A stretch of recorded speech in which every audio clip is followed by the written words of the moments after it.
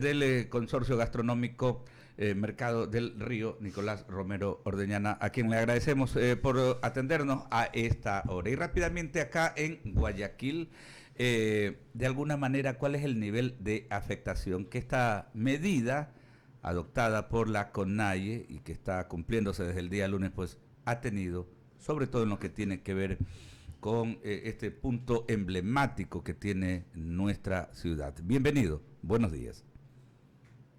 Muchas gracias, buenos días. Yo creo que para medir claramente las consecuencias, no de necesariamente solo nuestro punto en la ciudad, sino de la ciudad en general y de la empresa, creo que debemos ponernos en el contexto correcto. Yo creo que ya no es momento de hablar de las medidas de la CONAI o de Pachacútec. Yo creo que para contextualizar lo que está pasando, y usted a lo mejor me podría decir alarmista o quizá exagerado, pero lo que estamos viviendo son los inicios de una guerra civil. Eh, si usted compara las acciones de Pachacútec, Conalle, sus allegados, es decir, de los manifestantes, creo que va a encontrar que no hay nada muy distinto de lo que hace cualquier grupo terrorista. Cualquier grupo terrorista aquí, en Europa, etcétera, que es lo que hacía Sendero Luminoso, en Perú, que es lo que hacía la ETA o Hezbollah en Medio Oriente. Es exactamente lo que estamos comenzando a vivir, parte de eso se vivió ya en octubre del 2019, es intento de tomar prisioneros. Eso ocurrió en octubre del 2019, hoy está volviendo a pasar, hemos visto cómo han tratado de entrar las florícolas, empresas de flores, ayer a tomar prisioneros y hacerlos entrar en combate, destruir propiedad privada, destruir carros de policía, detener ambulancias. Entonces, pongámonos en el contexto correcto. Estamos viviendo acciones vandálicas de grupos eh, o similares o idénticas a las que grupos terroristas actúan o cometen. Eh, y pues en este momento en varias provincias del Estado, no de forma puntual, sino en varias provincias del Estado y tratando de tomar territorio. Discúlpenme, pero si eso no es terrorismo y si eso no es guerra civil, no entiendo qué puede ser. Tomas de pozos petroleros. Así que ese es el contexto correcto. Correcto, y precisamente es el contexto en el cual nosotros manejamos la información, ¿no? Sino que lo habíamos invitado para hablar específicamente del tema relacionado, enfocarnos la Eh, afectación que hay acá en Guayaquil, ¿no? entonces, ok, con ese contexto, mire, así no hayan desmanes en Guayaquil. Gracias a Dios, el día de ayer vimos algunos intentos de desmanes o de robos que fueron, creo que bastante bien controlados por las fuerzas del orden. Creo que la gobernación está haciendo un gran trabajo en Guayaquil en este momento en temas de seguridad y la alcaldía también. Es decir, eh, vimos ayer, sentimos seguridad en Guayaquil. Yo recorrí todo Guayaquil y sentí seguridad y sentí que había control. Pese a eso, la ciudad estaba muerta. Pese a eso, la ciudad estaba tremendamente... a partir de las 3 o 4 de la tarde, muchísimos sectores, ya casi todos los sectores, centro, sur, Urdesa, parte del norte, obviamente el centro y el sur, eh, yo conté aproximadamente una estadística rápida del 60-70% del comercio, restaurantes, tiendas, etcétera, con las persianas abajo, semiabiertos, cerrados, etcétera. Así que fue una afectación tremendamente importante. Esperamos que con el buen control que hubo en la ciudad, como decía ayer, por lo menos esa ha sido mi percepción, ¿verdad? Y además, pues, estos motines, desmanes en el resto del país se puedan controlar, la ciudad recobre su marcha. Para mí lo más importante es que nosotros entendamos en Guayaquil que la forma de contrarrestar y pelear esto es tratar de vivir la normalidad, tratar de salir.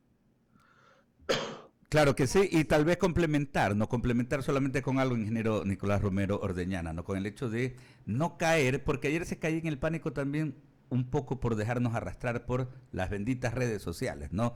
En muchos casos información falsa, gente interesada en caotizar aún más la ciudad y el país. Eso yo creo que también es un ingrediente y por eso nos atrevíamos a recomendarle a la gente que al momento de digerir información, pues lo haga con responsabilidad y a veces estamos replicando cosas que ni siquiera sabemos la certeza, la veracidad de la información. Permítame que Verónica Landeta tiene otra inquietud para usted.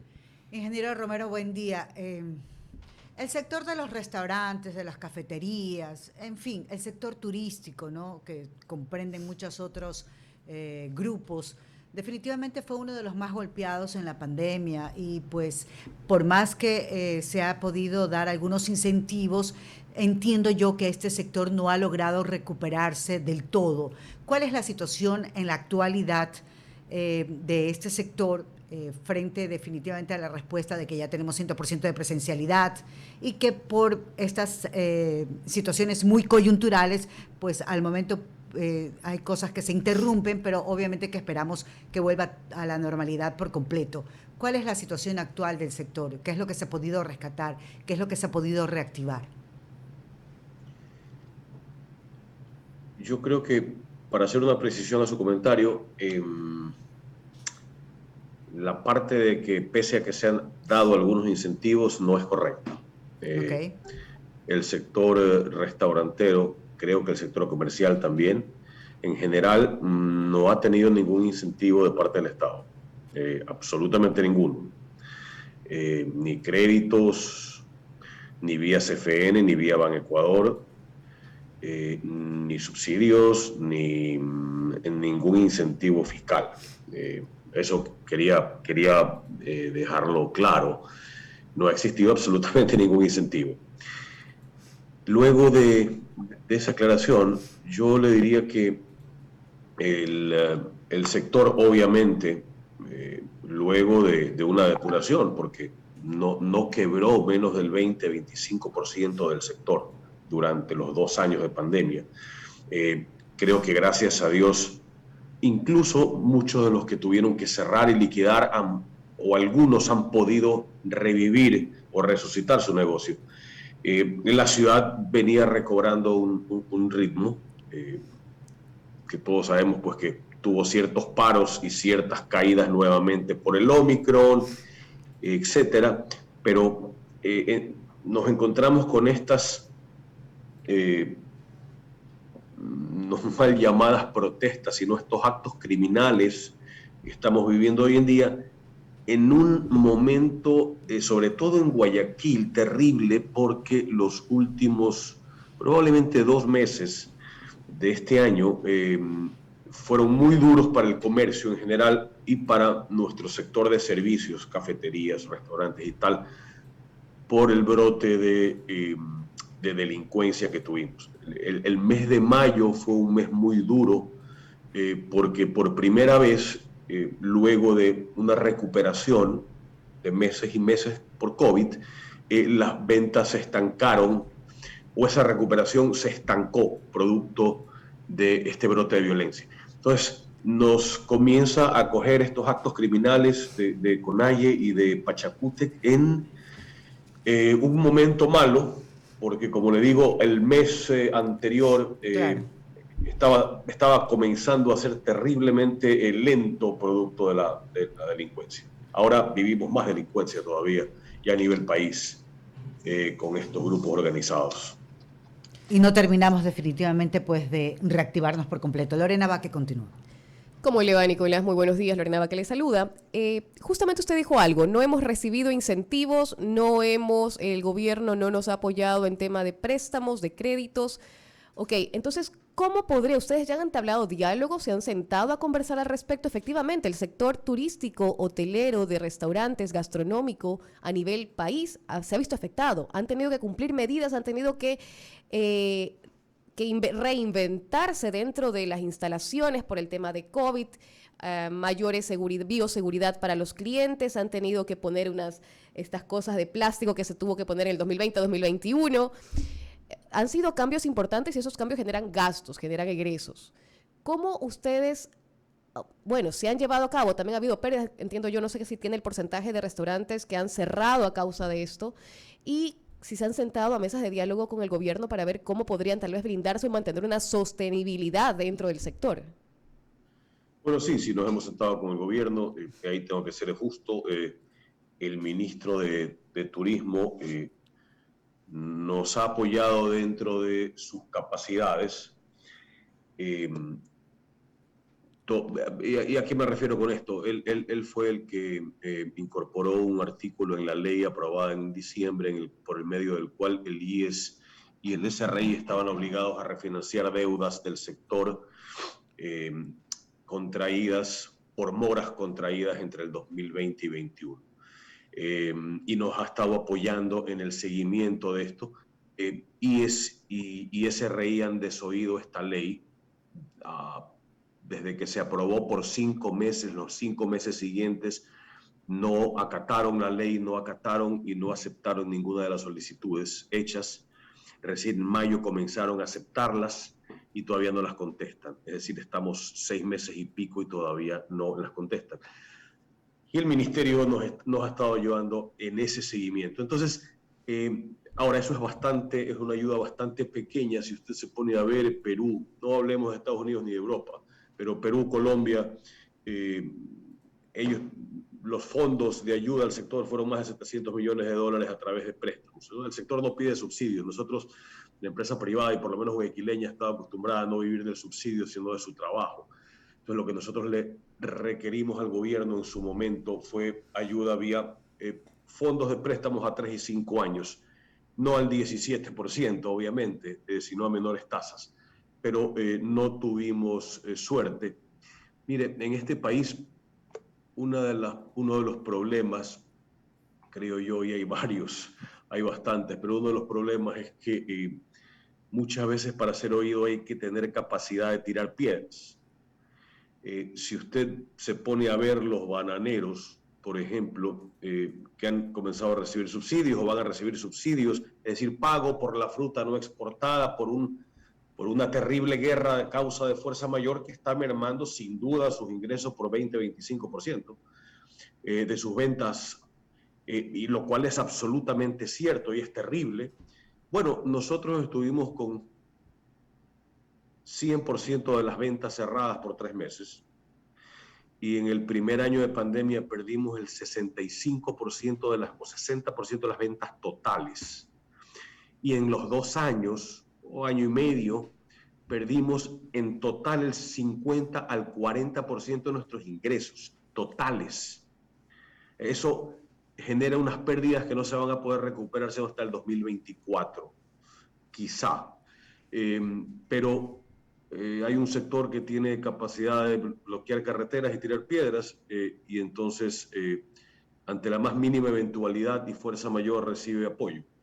Eso es desgraciadamente uno de los problemas que hay en el país,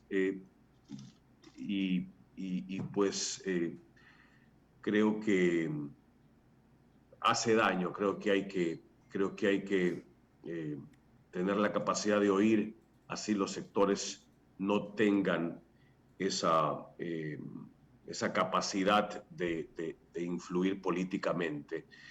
El sector turístico en general, creo que no hay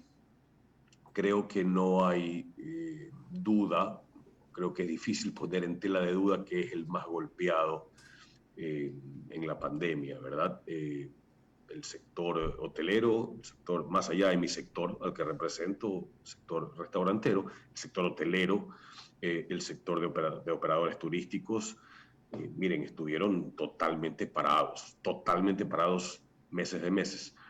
Así que eso le podría contestar. Hemos estado sin duda buscando por algún tiempo conversaciones con el gobierno para apoyo a la reactivación. No ha habido y bueno, hemos salido por nuestra cuenta. Bueno, sin duda alguna, hay varios frentes que tienen que enfrentar este sector. Aparte ahora como se sumó la delincuencia, y es verdad, hay locales pequeños que tienen que contratar su seguridad privada. Y otro gasto más para el sector. En todo caso, sí, habría que sentarse a dialogar y ver cómo se puede, sin piedras, por favor, cómo se puede... Sí, nuestro sector nunca ha estado acostumbrado a esos, No, lo sé a esos perfectamente. métodos. Los deploramos. Claro, oiga, Pero- Nicolás, sí. antes de cerrar la entrevista, ¿no? Este fin de semana es fecha especial, ¿no? Día del Padre, y siempre Mercado del Río, ahora poco, a instancias del Día del Niño, hubo un programa, siempre hay música en vivo. Esta ciudad también es eso, es alegría, es motivación de vida. ¿Qué tienen preparado, Nico, para este fin de semana? A instancia, vuelvo y repito, de la celebración del Día del Padre. Bueno, varias cosas. La primera es que estamos haciendo un esfuerzo para traer generaciones. ¿A qué me refiero con esto? Tenemos algunos platos que han evolucionado, nuestra cocina ha evolucionado, así como las generaciones y como las familias evolucionan, ¿verdad? Nuestra cocina ha evolucionado. Hay algunos platos padres o abuelos de los cuales han nacido evoluciones. Le doy un ejemplo, para darle solo un ejemplo y que vaya a probar los demás. Pero el ceviche tradicional nuestro dio origen a un ceviche único en el mundo que se llama, porque en otros países hay ceviches, y ceviches más o menos similares a los nuestros, pero ese ceviche dio origen a que hace 80, 90 años en Jipijapa se crea un ceviche sí totalmente distinto, como el ceviche Jipijapa. Podríamos decir que ese es el hijo de nuestro ceviche, y hoy hay algunos nietos. En el Mercado del Río, por ejemplo, hay un ceviche frito, que es un ceviche absolutamente distinto, evolución y creación de autor.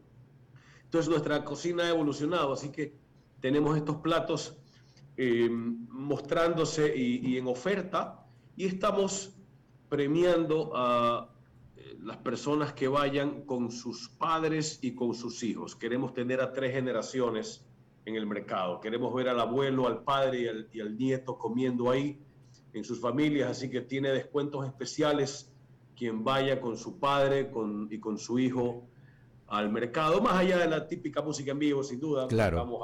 Vamos a tener guitarra y música en vivo durante el Día del Padre para todos. Claro, claro, y me imagino que esto pues se desarrollará o se extenderá, ¿no? Viernes, sábado y obviamente el domingo, que siempre acuden pues en familia a deleitar Sí, pues el paladar. Qué bien, por ahí estaremos visitando, siempre vamos a degustar pues la exquisita gastronomía en cualquiera de las 2 alas, ¿no? Que tiene el Mercado del Río, ¿no? Sí, señor. Quiero que vaya y me cuente cómo ve el nuevo look del mercado. Hemos hecho algunas inversiones. Qué bueno. Todo el piso está absolutamente renovado. Hay algunas novedades en cuanto a infraestructura y renovación. Así que vaya a verlo y cuénteme qué tal le parece. Claro que sí, lo comentaremos también con nuestra audiencia. Un fuerte abrazo y gracias por atendernos. Muchísimas gracias. El ingeniero Nicolás Romero Ordeñana es el presidente de este complejo gastronómico.